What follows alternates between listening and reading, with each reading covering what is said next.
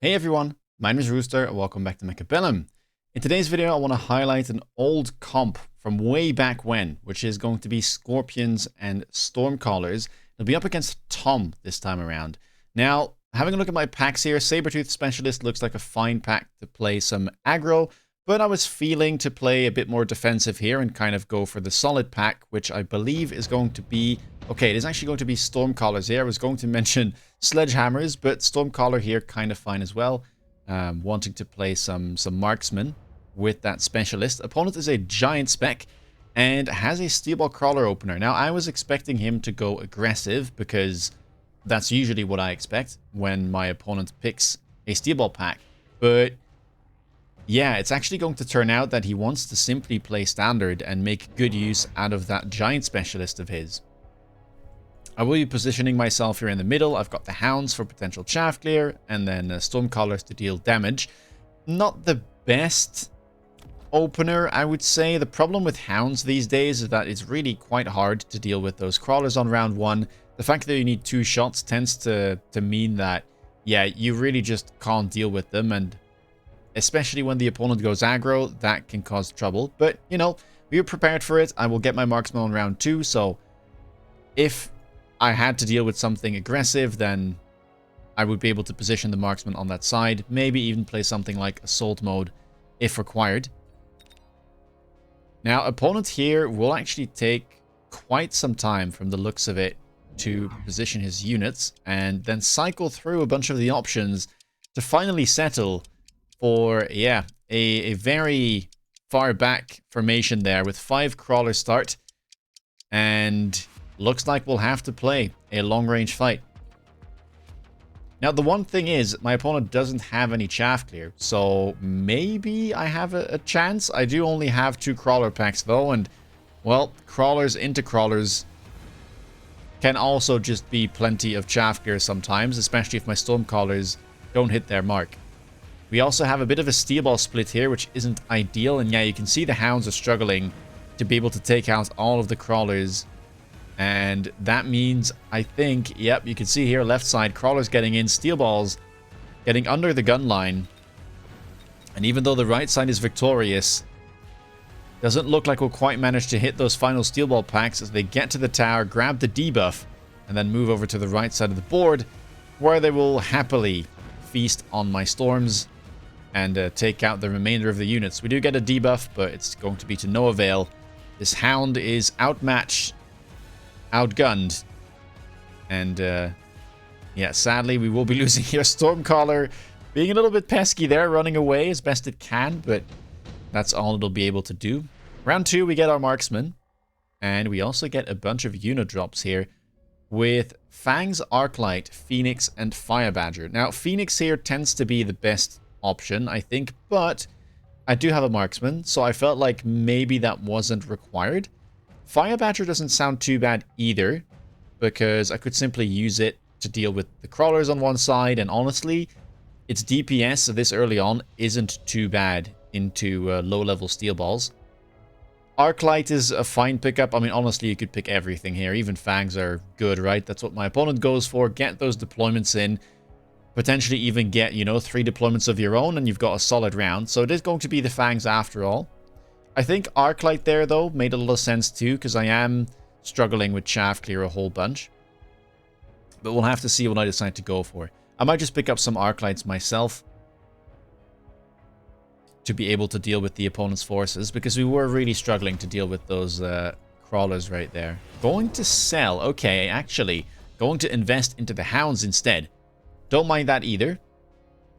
All you need with Hound is to get them over that level 2 threshold. Once they cross level 2, they can one-shot level 1 crawlers and all is hunky-dory. But yeah, until you get there, it's a little bit rough. I do sell out of Storms because into that board I didn't feel like it was going to do too well.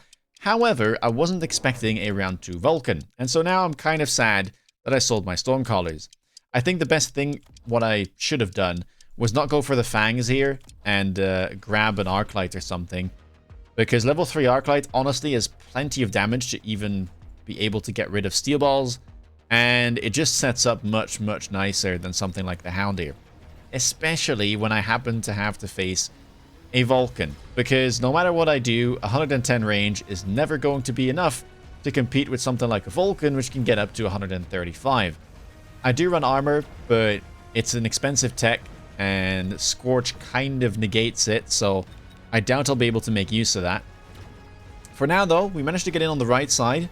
Of course, opponents didn't have the resources to be able to protect everywhere, and we do get a decent round in on round 2. Marksman doing a great job DPSing, and we'll be pretty happy with that.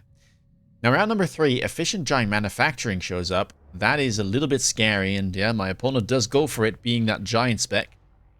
And, well, we have a bunch of options available here that are somewhat interesting. I could go back into Stormcaller if I want to, which is a little tricky, because obviously Stormcallers can get intercepted, but they do perform quite well into these forwards Fags and into Giants if you spam them. Improved Scorpion is the other option that I was thinking about, and I was playing on stream, so obviously once I mention a card like that, well, chat wants it, and I can't help but oblige. So here we go, Improved Scorpion.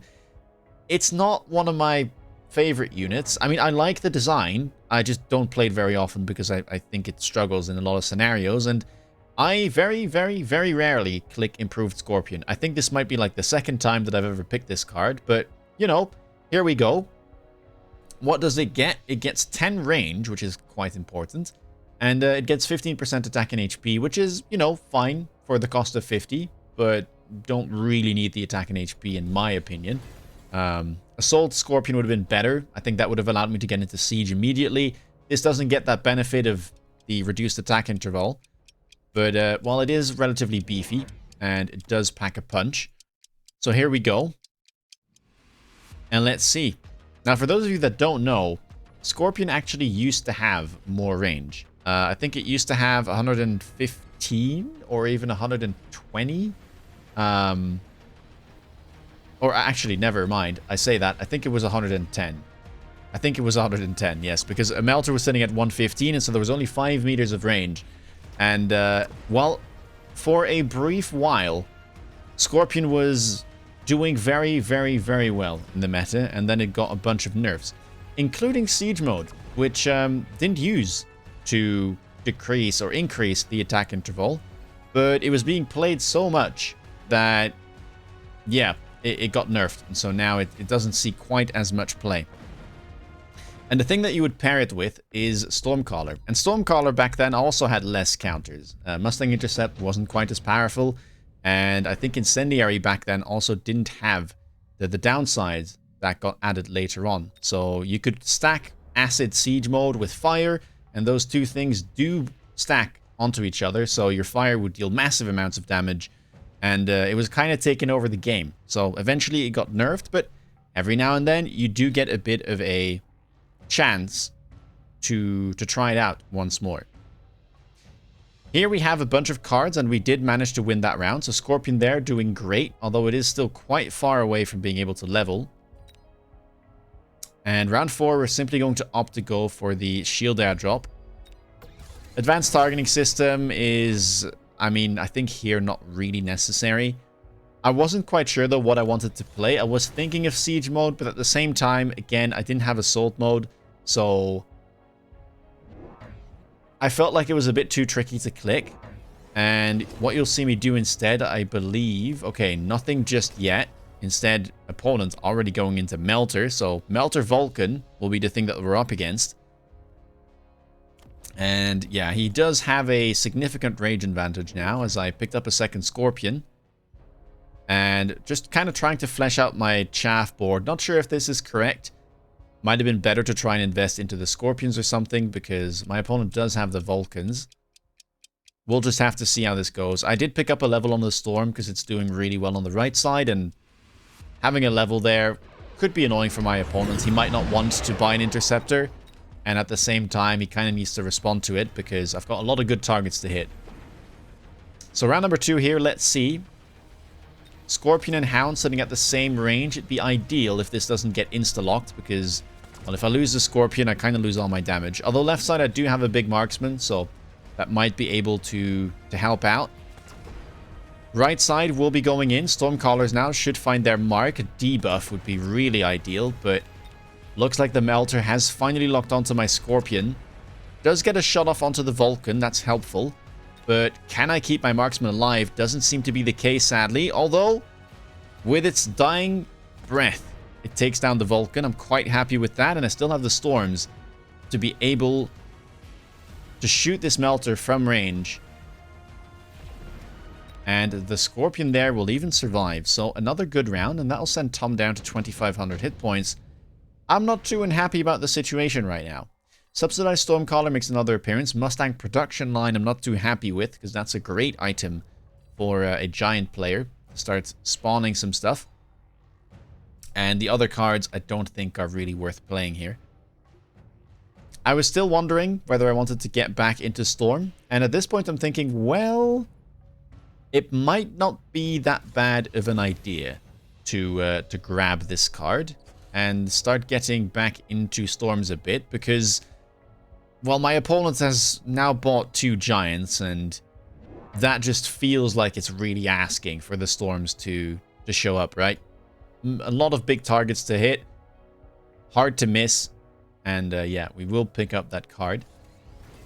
Now, here, again, I'm unsure about Siege Mode, because I don't know. I haven't played Improved Scorpion that much. I was thinking maybe with range and double shot I can just get there. So let's try to go range first. I was a bit afraid as well that going Siege Mode and nerfing the attack by 40% would simply make it impossible to kill these units on the left, especially with Vulcan now on the left being level 2. The right one, same thing. I felt like I needed damage. And yes, I have some from the Storms, but I just felt like I needed to just go range and not nerf my attack on, you know, what is currently kind of my carry unit. Right side still had the shield, so that's awfully nice. And we managed to lock up that Vulcan, which is even better. So we now have some crawlers there getting in. And with no Melter on the right side, that shield actually will last me quite some time. It is going down though. I mean, there's no Scorch, but a level 2 Vulcan does hit pretty hard still. And I will eventually lose my shield, but hopefully I'll be able to take down that Vulcan before it decimates the entire right side of my board. Left side not looking the best, but Stormcallers connecting. We bought 3 of those this round. And it looks like the Vulcan and the Melters there will be going down. I still have a Scorpion left on the right side. Left side collapsing. We probably will get debuffed. The only annoying bit is this Vulcan keeps spawning Mustang after Mustang after Mustang, and that might make it pretty hard for me to lock onto the units that I need to lock onto. And have a look at that Vulcan damage.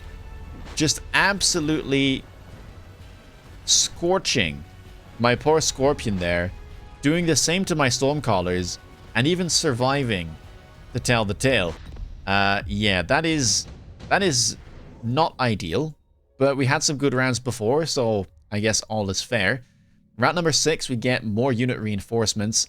And, I mean, here I'm probably looking to simply sell. Farseer is worth the most. It's a special unit, so in case I might want to make use of it later on, I can always buy it back. But felt like I just needed the money to invest into my board. And so now, what do we do? Because the problem I have is my hounds are low range, and they're okay chaff clear, but they just will die before the final wave of crawlers and fangs arrives. This is why I went into Stormcaller, because Stormcaller does have access to fire. However, I wasn't running Overload at this point in time. Which, yeah, not ideal if I want to spam Stormcallers, but I felt like I really didn't have much choice. So, I'm already thinking, okay, this range thing is not working. I may need to go Siege Mode and Acid. Definitely go Acid perhaps first, or click them all at the same time. But here I kind of regret having clicked Range Enhancement, because it would be way better if I just went Siege and Acid. I don't need the extra 40 range. You already get 100 from Siege Mode. I can hit them from across the field if I click that button. But you know, here we are. Mistakes are made every now and then. And then the second thing is I probably do want to click Incendiary Bomb, but I do have some concerns regarding interception. For now, it's going to be more of the Scorpions, and we are going to be clicking Acid first. And then, yeah, 3 Scorpions added, but you can see now I'm adding them behind my Stormcallers, and I am here setting up for Siege Mode. Realizing that It is a great counter to Melter, and I simply will have to, to pay the required sum of 700 to at least have a chance of outranging my opponent, at the very least in the DPS section of things. Now, we are starting to layer the acid here pretty nicely, and that is opening up for that fire to eventually layer on top of it. But have a look at the amount of missile interceptors already there from my opponent. That is not what you want to see. Okay, Scorpion will at least survive, and we take out another unit in the middle. Not looking terrible. I'd be pretty happy, though, if I can take out at least one, maybe two interceptors. I'm not going to win the round, but at least if we can take out some of these, that would be fantastic. But my Scorpion gets distracted and will simply die to the Melter, so my opponent gets to keep all of the interceptors, and that does not bode well for me going forward if I want to invest into fire collars at some point, because chaff clear still is a little bit of an issue. Round number 7, we get Rhino Assault, Photon Emission, Absorption Module. None of those look too good for me. Absorption Module, though, great for my opponents. We'll put it on the Melter. Could have put it on the Vulcan as well, as it has that continuous damage, which would keep healing it. And yeah, we go fire on the Stormcallers. A couple more chaff units here in front, some fangs, trying to prevent the Melter from insta-locking. And will we have enough money here? We actually don't quite have enough money to go for siege. I could loan, however, although, well, barrier now coming down. And I think I'm just stalling here because I bought the sticky oil bomb, which should set the enemy board on fire. And maybe with the chaff gone, my Scorpions can simply do what they need to do. I could still loan and go siege mode and then sell the marksman. It would get rid of my anti-air, though. Looks like it's simply going to be a third Scorpion for now, sitting pretty in the middle. I am sitting at 3k hit points, so I still have some leeway in terms of setup rounds, trying to get as many units on the board and like not have to loan and put myself behind. But I feel like round 7 here, I honestly should have gone for the siege mode. I had so many Scorpions, I don't think buying another one really is that favored. And I mean, it's round 7, like I can start loaning. It's not that bad of a thing to do. Also, with like how the rounds are going, if I end up like making a wrong move or suddenly my opponent keeps all their giants alive, I am going to take a boatload of damage. So while I might seem healthy, like this can get scary fast. I say that, doesn't look too bad. Left side went well. We set fire to those units. And now the Melter there should go down as I say that. Never mind, right side completely fine. Again, missile interceptors, all still alive. And my opponent will get away with 4 giants left alive, which will put me down to 1500 hit points. Okay, well, we need siege mode. That's for certain. And then we have a choice of a bunch of blue cards. Heavy armor here is fine if I don't want any of the other ones. Underground threat, though, and electromagnetic impact, I think very strong. Even Wasp Swarm, I would say, has some value because distracting the melting points from locking onto my Scorpions could be very beneficial. So I think all of these a fine pickup. Maybe heavy armor, the least required, because I mean, a melting point will kill something whether it's, you know, has 80% more hit points or not. So I am going to end up going for the wasps in the middle and try to distract some of the melters. And here we go, third tech, siege mode. There it is, and have a look at that range. Wow. Able to simply hit those fangs from, yeah, basically my tower height. I am also going to pick up some more wasps. Triple wasp here. So really playing for that distraction in the air, whilst my opponent is still lacking the Mustangs. He bought one pack a while ago, and he is spawning some. But I don't think that'll be enough. And also we're stacking most of the wasps here on our right side to try and get into this melter and avoid the Mustangs where possible. And let's see, how does this go? Opponent now clicking marksman or best partner. I don't think this is worth it. Marksman can skill better, though. They eventually will get more range than something like the melting point. And it's a fine, like, value button to click when you've got this many Vulcans, but I felt like he should have started investing more into just buying his own Mustang and going for the missile interceptor. He doesn't really need the Mustangs to, like, kill stuff, although they are helpful against the Wasps, as you can see. But intercepting my fire would really, really hurt me. Because right now you can see my hounds are gone, but there's still chaff left, and that chaff is currently dying because I have access to that incendiary bomb from the storms. Now here we go. Scorpions tanking the Vulcans for some time. Have locked onto the Giants. Hopefully here I don't get debuffed. The green lobs of energy, or whatever it may be, coming down onto the melters. I will get debuffed. On both sides, mind you. And Melter there trying to heal back up with that absorption module, but it is standing in acid. And we may be able to take it down. There we go. Okay, 2 Scorpions surviving. And we're starting to win again. Now, I didn't believe that this would be possible. I thought it was in a really bad spot before, but now that I see this, I thought, okay, maybe we can get back into this game and finish it. Ion Blast shows up. Obviously, both of us will pick it. I think it is ever so slightly better here for him than for me, because my Scorpions are way squishier than something like the leveled Giants, which don't really die to the Ion unless they're level 1. But it does allow me to hit some of the missile interceptor turrets here, which is definitely quite valuable. And I'm just hoping that my opponent doesn't go for more Mustangs with the missile intercept. Looks like he will go range first. So he's a bit afraid that his Mustangs may die. I get the range tech. I did go for Wasps, so he has to answer that. And it's a logical tech to click. Now I will just pick up more Stormcallers here all the way on the outside. I'm actually positioning them onto the flank because that means this red zone here can't have any distraction units in them. Even if you put something there, my Stormcallers won't be able to see them.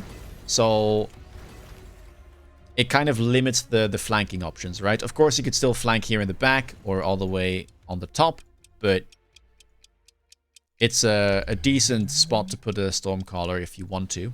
And I do bubble up everything, so it looks like these guys will at least survive on the left.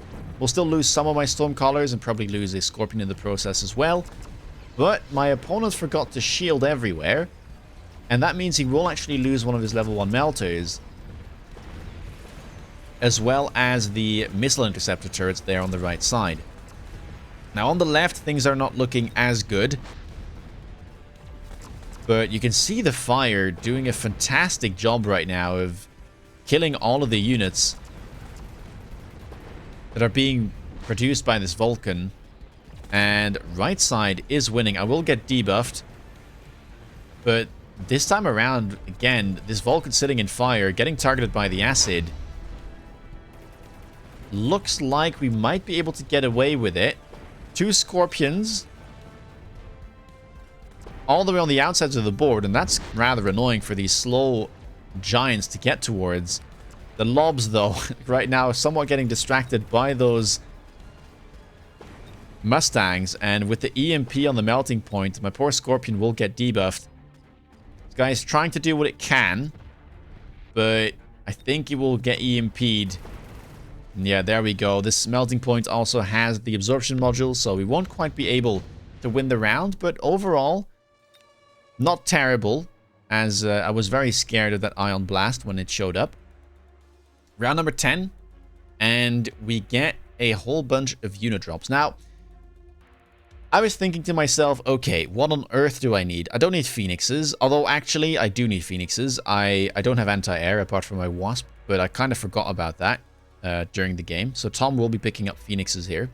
Sabertooth doesn't do anything. Steel Ball is interesting, but it doesn't help my Chaffker situation, which I was very, very worried about. Because interceptors come out, I can see Mustangs. I'm expecting my opponent to start intercepting any moment now. And yeah, I want to grab myself some more Chaffker.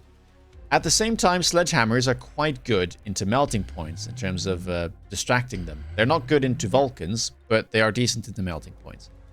So I go for the sledgehammers because unlike the steel balls, they do have some chaff clear potential, and I'm going to be putting them all the way in the back of my board here, as well as buying 3 more packs of sledgehammers.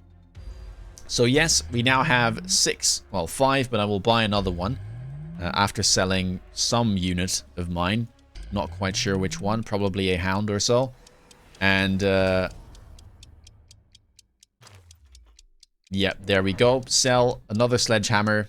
Going to go all the way here on this side of the board, and we're just kind of trying to spread out the sledgehammers as much as we can, and hoping that they'll be able to help us out with the late chaff arriving in case our fire doesn't quite land.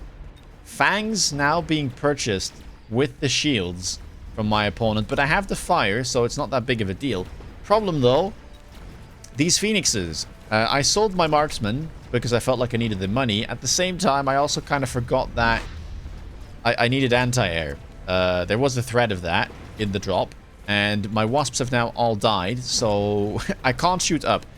The good thing is, we can take some damage here still and be fine, and then we can answer the anti-air afterwards. And yet, look at this. We're actually crushing right now. The range difference and the acid is doing so well into the giants. And yeah, with the lack of interception on my opponent's side of the board, things are looking up. Oh well, things are not looking up right now, but we'll fix that next round, hopefully. You can see the poor scorpions don't know what to do with their life. I imagine them screaming in agony as the phoenixes finally take them down. And then round number 11. Here we go. Barrier shows up for my opponents. Really nice giant item, so logical pickup. And I will simply go for a skip because I need as much money as possible to get my deployments into Mustang. Reason I go Mustang here is I also am vulnerable to Wasp, and I was a bit scared that my opponent might go for them. And it just so turns out that my opponent does go for Wasp. Mustangs are perfectly fine against Phoenix, and I mean, my opponent could have invested heavily into Phoenixes here, which probably would have been an issue, but I didn't really know what else to do. I can't easily get into Wasp with range and anti-air because of the Mustangs on my opponent's board. I could try Marksman, but then I would lose the Wasp, so yeah, I felt like trying Mustang, giving them the double tech, the temp range, and just hoping that they can kill the enemy air units as they walk in.